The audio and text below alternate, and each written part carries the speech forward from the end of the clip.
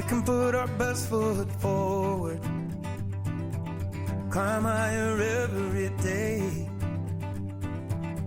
Hey everyone, it is a special episode of 15 with Andy, Randy, and Jeff. It's a bonus episode. We're not even going to name it a 0.5. We're just going to call it a bonus episode. Today, we are actually, and I know this sounds a little crazy, sounds a little risky, but we are in the church building. Whoa. We are in our little podcast studio, and Richard and I are about 5.63 feet apart from each other, so we're pretty good with the social distancing. We're not wearing a mask, just for full transparency. No, but there's a large microphone in front of each of us, so it's protection. And we're kind of pointed different directions. Yeah, we're not going to sneeze. We're not going to cough. But the reason that we're here is that we have some exciting news that we haven't had in what's it been, 2 or 3 years? Well, we did have a single last year, but yes, we had a full album. It was actually the beginning of last year, so we are keeping on. Everything seems like it's like 10 years ago now. It does. Time. Darn you, COVID. Now it feels like forever. Like the sand through the hourglass. That's it. So were the days of our lives. Anyway, we are here to talk about Rise Up. Isn't it Rise Up?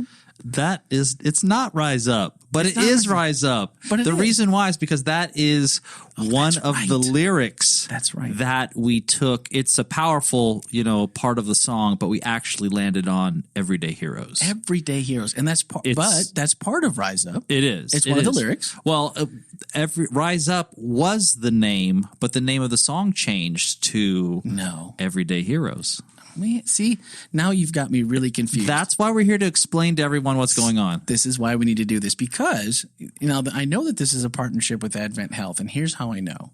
Last year we filmed, Stanley Palminowski and I filmed 15 or 16 town halls, and it was the theme song of town halls. Yes. So when I edited the video for all of those town halls, do you know how many times I heard, "Rise up, rise up"? I know it. I know it by heart. I can sing the whole thing. I hope that when you go back to mix this, you cue the music behind you right there. Should I? And yes, because I probably wasn't. I can't sing. That's okay. That's all right. Okay. It's good. It's okay.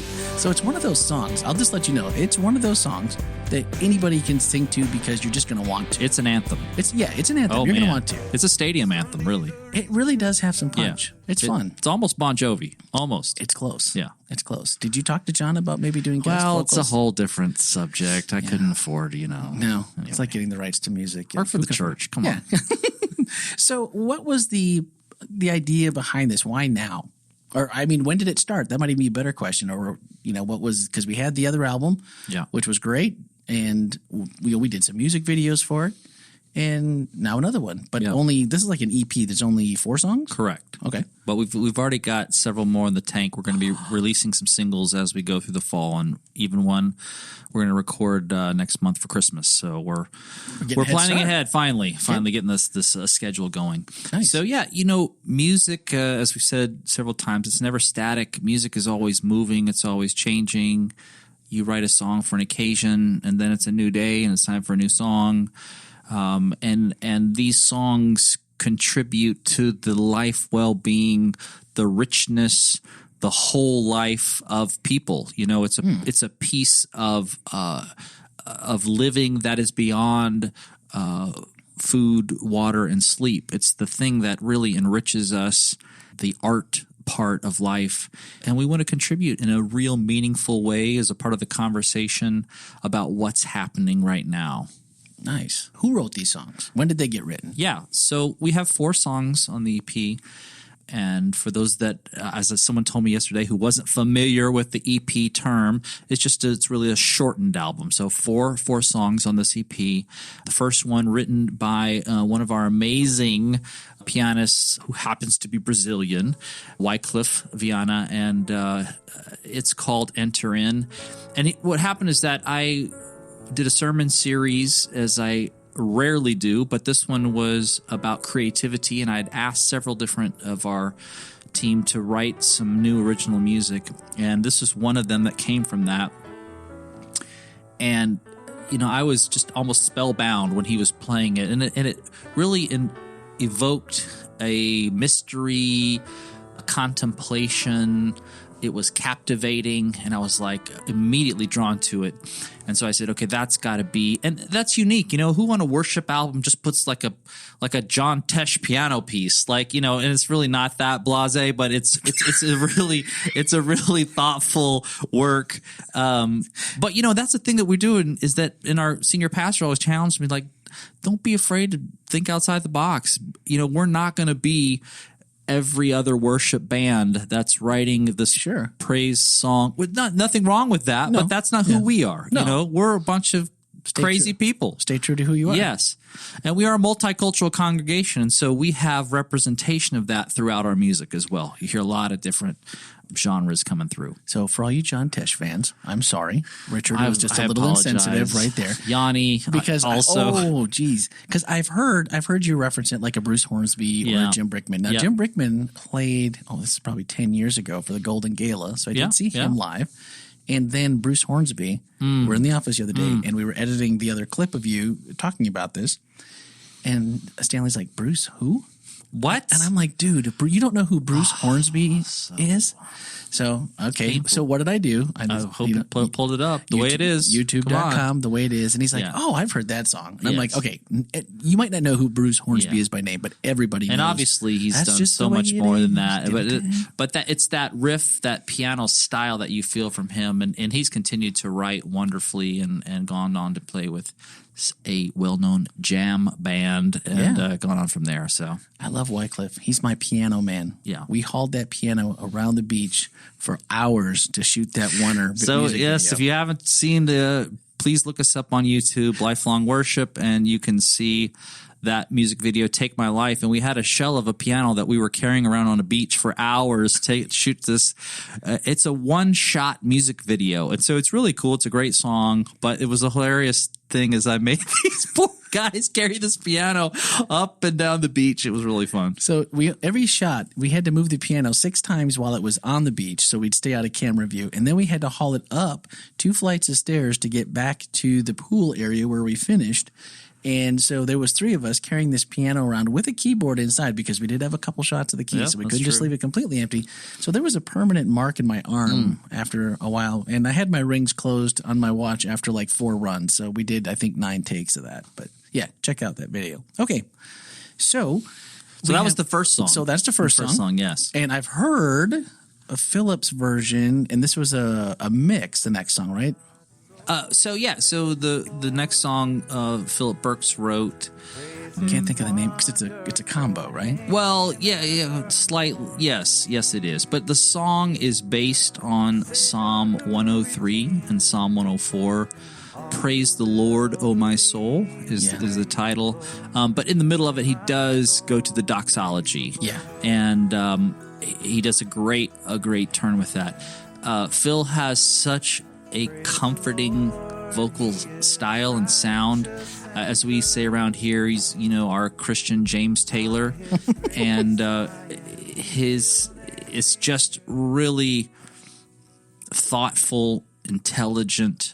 And then the crafting from what he's done, this is where now we start to see the work of our producer, Chad Carlson, up in Nashville. I'll throw a shout out to Chad. He helps craft the song to put all the rich details into it, to make it this tapestry of really letting the song come through, and all the fine tuning pieces that songs have. And so he took it and really made it shine. So it's a beautiful, beautiful work by Philip. And people don't really understand, I'm pretty sure, because I know what it takes to edit voices in just a podcast. No music. I'm not arranging anything. I'm not, adding anything other than, we might do a little high pass, low pass. We might do a few things that we can use to make the voice sound better. But when you're talking about music, that's a process. Yeah. So how did you get hooked up with Chad, someone that knows this much about music, that can do what you said and make this tapestry? Because I'm pretty ignorant when it comes to music. I don't carry a tune. I don't really know, there's bars and measures or something. That's about what, it's about what I know about music. Yeah, so Chad is a friend really that I met in college, and we met in orchestra rehearsal first. Chad was a French horn player, and I played the string bass. And we really met on an orchestra tour. We were in Tennessee to Florida. So we came down here to Florida. We were on the bus, and as music guys, we just started chatting. We really struck up a friendship. And then after that, he got into recording and eventually left. He went to Arizona, and he got into this recording school. So he finished up for a couple of years. He gets this internship in Nashville at the Sound Emporium, a major studio. And so what happens is these guys, you really start off, you're carrying music stands, you're setting up the mics, you're doing all the grunt work, right? Yeah. But what happens is that when you get in a good place and you're with a good studio and you get in with the engineers, they start to hand off their B work to you. Nice. So I can't do this. Hey, can you fill this? So this starts happening. He's doing some of the country folks. He's getting some of the lesser Christian artists. And then all of a sudden, someone hands him off this teenage girl who was cutting her very first record, and that was Taylor Swift. Get out. And so he won 2 Grammys from that and immediately became A-list, obviously. That helps your resume. And he was the engineer for her first 4 albums. Wow. So that team that put that together is incredible. And so we've maintained a friendship, and then now we're working professionally together. So he's, go-to, so you can hear influences of that style of Nashville coming through. So, I mean, how blessed are we then that you have this connection with Chad, that we have somebody that, when you're in Nashville, I mean, you're in the epicenter of music creation, probably next to LA or maybe even greater than LA. I don't really know. But once you've made it in Nashville, you've got some credibility. I mean, it's not like you can just – a church can usually just walk up to someone in Nashville that's won a couple of Grammys and go, hey, you want to help us collaborate on our church project, right? Wouldn't you get laughed out of most places? Well, actually, if you have money, you can, which most churches don't. Well, that's what But, actually the way things have evolved too is that a lot of people are doing their own recording. There's a lot of creativity coming out. But I will say when you get with an industry professional, they really show you, and that's the thing about Chad. He's not in it just to record us, to do it. He actively works with us and shows us and teaches us along the way. One of the problems that we had with this particular project is that we were trying to get it out, and we were supposed to go to Nashville. Usually we'll rent a studio, we'll have all the team come, we'll do this. Well, coronavirus happened. Oh, yeah. So a lot of things happened in isolation. And then he fixed up what needed to go from there. That's crazy. Yeah.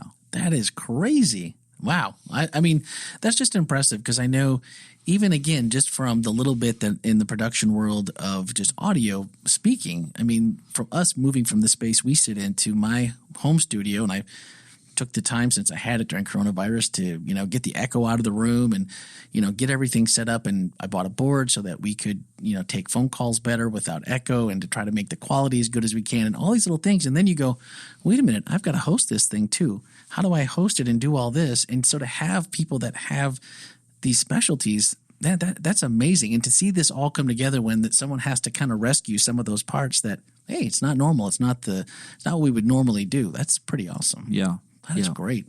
All right, so that's 3 of the tracks. I have heard all 3 of those, but I think I just heard. Well, you know what? I didn't get to talk about. I just wanted to touch on the Rise Up Everyday Heroes because we talked about you hearing, but I want to talk a little bit about what it stands for and its meaning and why it's important right now. Some of the lyrics in this song, the Rise Up, bring a little peace and love and joy and hope. A team of everyday heroes.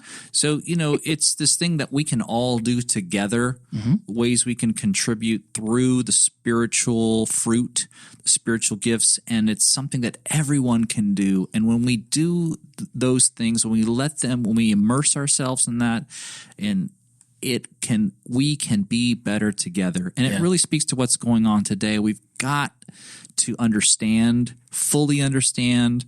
We've got to listen. And when we can listen through love, instead of building walls, we want to take down walls. We want to reinvent these relationships based on, for us, of course, based on Christ's kingdom and where we're all equal and we need to figure out a way forward. Yeah. So it's something that's a song of hope. It's something that's not about tearing people down, but it's about rebuilding together. I like it because it's also, like you said, this creativity that seemingly have sparked everyone being in isolation And you hear different pieces and parts. I'm pretty tuned into the podcast world, and everyone's like, man, my listens are down because people are out of their routines. But in the other side of that is Stanley and I are helping a team of gentlemen launch a new podcast. And we're like, hey, we're in isolation. We're going to need to get you some just USB, like a good old Blue Yeti, and we're going to get it to you. And it was like, no, you're not, because Amazon is like, hey, 3 weeks, we'll think about it. Yeah. And Best Buy is like, we haven't had any in a month. And it's like all these people are locked down, and all of a sudden the creative juices start coming out. So it's really cool that this project is kind of born out of that necessity of, hey, maybe I actually have time now to listen to maybe that little voice that's been saying, you know what you should do? You should write this song. You should create a podcast. You should go visit your neighbor, or you should do something, right? That's pretty cool. Yeah. So that's 3. We got 1 left, and I think I heard your wife's voice on that song. Is that correct? Yes, it is. Yes. See You Again. You want to know what's really, really ironic about that song? Is that the original idea that I had, I was physically almost where I am right now, because this used to be my office, and this was, I don't know, 5-6 years ago when I started this song, literally sitting right here. I used to have a couch right here, and this idea came to me. I was really overcome about someone close to me passing away, and I started to think, I want to write a song now instead of when it actually happens, and just picture it in my mind, and then rather than, you know, the event happens and then I can't get all the words out, get it done. And so it's taken 5 years really. That's insane. To get things done. And it's, I think a lot of probably writers, songwriters, filmmakers, you know, you have these ideas that come, and then you get so far, and then you just put it on the shelf, and then the time comes, and then it's like, okay, it's time to do that. And that's exactly what has happened in the last 6 months, is that I felt this impression that this was the time to get it done. And again, I met with my friend Chad, and we finished the stuck parts. So the chorus came really easy to me, but then I got really hung up on the verses and wasn't sure where to go. And so anyway, he helped me finish it out. And it's I've been, you know, people, this is the song that people have contacted me privately a lot about in the week that this has been released, just to say, you know, I'm going through this right now, and it's really comforting to me. And so when then everything is worth it, Randy. Absolutely. Everything, when that's the purpose for me. One of is for this. That's the purpose of good art. When it can be used in a comforting way to help your spirit, to get you through a time, to process something.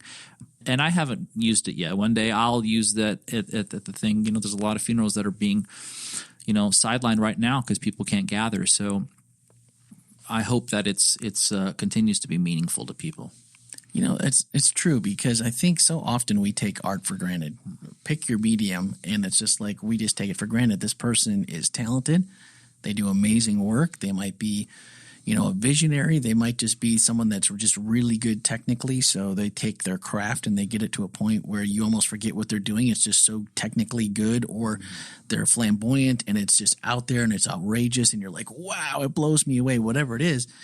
I think so often we tend to just go, well, that's just like, they're just using God's gifts, big deal, right? And they probably make a living at this, and you know, and all of the creatives and the artists are like, we don't make any money. We did not go into the right career if we wanted to make money. So, like you're saying, it is rewarding when someone comes into that space and says, "What you've done has affected me so positively." That it really feels good. You know, anytime we got feedback this week on the podcast, and you couldn't wipe the smile off my face, and it was just one simple email. So that's pretty awesome. It's rich. So what do people need to do? I mean, is this something we can? Should we be buying this and supporting? Can we buy this? Is this a physical disc? Is it just streaming? How are we ingesting this? Yeah, you could go on and purchase through whatever the iTunes store is now, if you can find that. I was even searching. It's really hard, but really you can simply just stream it. As a matter of fact, I would prefer if you stream it because we're trying to increase our streaming.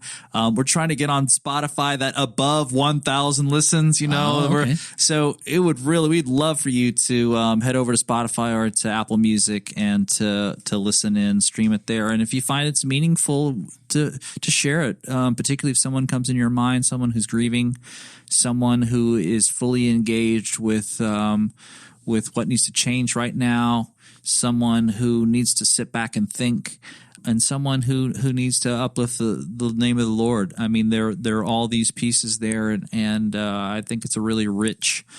Someone sent me a message saying you guys are really coming into your own as songwriting team and with production. And so, it's a team. We have a great, big, large team. We had plans to do some larger things. We had plans to do things with the choir on a song we're working on right now. Ooh. So we're having to, kind of change around, but great things with this large team are ongoing. So we'll have more coming out, but tune in. That's excellent. Now, music used to be my life. At one time, I think I owned about 6,000 CDs. Any kind of music from classical to, crazy. But now when you go to like Apple Music or Spotify, do you rate things like podcasts like you do? Like, hey, can you leave us a 5-star rating and review? Is that something that happens for music? Or is it helpful if you can? I honestly don't know. Yeah, absolutely. You can certainly do some writing of reviews. And so please, if you found something to be meaningful, we'd love to have a shout out. Absolutely. Because I know that that's helpful for us on the podcast. But I think what's most important. So here, let's do this. Right now, you're listening to the podcast and you're probably on your mobile device. You've either got your wireless, you got your headset on, whatever. Just swipe over to Spotify, Apple Music if you have either of those. If you don't, get Spotify. It's super easy to use. All right.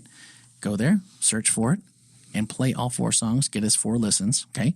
And then rate it, review it. If it'll let you do stars, or you can leave a worded review that pushes things up, like I'm sure it does with the podcast. People are more likely to find it when they search for things. And the most important thing, though, share it. Every time someone finds our podcast and they hadn't heard it before, and they find some message that God brought to them because Richard shared it, or I shared it, or somebody shared it, they're like, I had no idea you guys did this. This was great. This message was so timely. It was just what I needed to hear. Like the other person, this song has really touched my heart. I'm in this place. That makes it all worth it. And that's just the Holy Spirit watering the seeds that we plant. And we're doing our best on this end to plant as many good, solid seeds for Christ as we can. And it's your job to help us out. Yeah. Pass them out if you would, please. It's so easy. And that's the thing. Easy. It's easy. It costs nothing. And it's that little, and some people, I've actually had this come through not too long ago. Someone said, how do I share it? When you're listening, there's usually a little square box with a little arrow that points up. If you press on that, it'll let you text message a link to it. It'll let you put it on Twitter and Facebook or Instagram, wherever you are. And if you don't know, send us an email at the podcast at wholelife.church. You tell me what platform on. I will do a screen share video that shows you how to do it. I promise. You're a giver, Randy. I'll do it. You don't tempt amazing. me. Don't tempt me. I will do it. If it means that you'll share, I'll do it. I love this. That's it. I love this podcast. Anything else we haven't talked about? Anything else people should know? Anything else we should be looking forward to? I know you mentioned earlier something, maybe a Christmas surprise. Yeah. Well, it's not really a surprise anymore, but we don't know what it is. So I guess it's still some surprise. I'll just preview a couple things that we're working on. Xavier Francis, one of our keyboardists, is also a songwriter. He's written a new song, and Pastor Greg is kind of sitting in the producer role for this. We're working on that right now. And then we have 2 songs by Dr. Ron Ryan. And Ron, he has a cousin, Roger Ryan, who's also a Nashville producer. And so we're going to be working with Roger for these next 2 songs. One of them, Sing a New Song unto the Lord, and the other one is another Christmas, is that Christmas song that'll be coming out. Nice. So, we originally were going to do an original musical this Christmas. Ooh. But then social distancing, where like it got really complicated. So again, we've shelved that for the moment. We're just going to work on some original music. So anyway. Man. So we all scream COVID at the same time and shake our fists in the air. But at the same time, when you're working, you've got these elaborate plans, and all of a sudden you're like, we're going to have to scale things back. It's okay. It's okay. It really is okay. Yeah. I'll have to admit, not driving down here in traffic time. Like today, I got to Lee Road and it was like, oh no, there's no exit for Fairbanks. Yes. So there I am on the Harley just sweating to bits and just like, stop and go all the way to Princeton. So I don't miss coming down here. And I did see Andy here at the church yesterday because I did have to come here and get something file-wise for the podcast. And I did get a chance to talk to him, but I miss hanging out. I miss somebody sitting across the table from me. I love my home studio. Don't get me wrong, but I miss the interaction.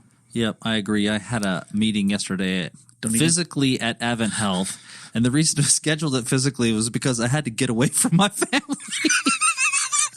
It's okay. I love them so much, but kids are there, everybody's there. And it's like, I have got to go have a meeting somewhere. I at least need an hour. Yes. Yeah. And then it was all good. Yeah. Everything was fine, and that's that we all figure out some way to get to do this right. And I'll say the flip side of that has been the incredible connectivity that I have been able to have with my family. Probably like you, to really renew relationships, focus on importance, creating new family traditions. For in my family, I have two teenage daughters, 15 and 16, and the younger one has really gotten into jogging, exercise. The older one has really gotten into baking. And so talk about the corona weight coming on. You have to be a good father, Randy. You have to try. You have to do this. And, I'm exercising, doing what I can. But goodness, child, baking. Woo! I know. My wife the other day, Ellie said, Mom, you know what would really taste good right now? She's like, I have no idea. She's like, apple pie. And I'm like, oh. And then I'm like, so all of a sudden I'm like, where are you going? I smell the pie. She's like, you can't have apple pie without ice cream. And I'm like, oh no. So now the pie's gone, the ice cream's gone, and yes, it is. I'm a bigger man for it. That's really how it is. That's not figurative. No. And my running shoes are under the bed. I look at them every morning and go, one of these days we will be reunited. Yes. Well, guys, thank you for listening. And I hope this gave you a little background as to the why, the what, and the when, and what you can look forward to. And of course, if you have anything specifically for Richard, you can always send him an email. It's richard@wholelife.church. Or if you can just remember podcast@wholelife.church, I'll make sure I pass that along to them. So if you hear this, go do just a little request. Just go listen, rate it if you can. Please share it. If you do nothing else, listen and share. That would be a super help. And I just have to say, I'm just super proud to be a member of Whole Life Church, where we're just trying anything we can, even during the coronavirus time, to just be more engaging, to reach out, to try to bring us closer together, not just our church family, but our community as well. And so this is just one more thing that I feel like we're just, we're doing the best that we can, but we're doing things with intention, and we're doing a great job at those things. So super proud of you guys. Hey, it's a big team. So if you're looking for us, it's Lifelong Worship. The album is Everyday Heroes on Spotify or Apple Music. Thank you so much. Go check it out. Rise up, rise up, rise up, rise up.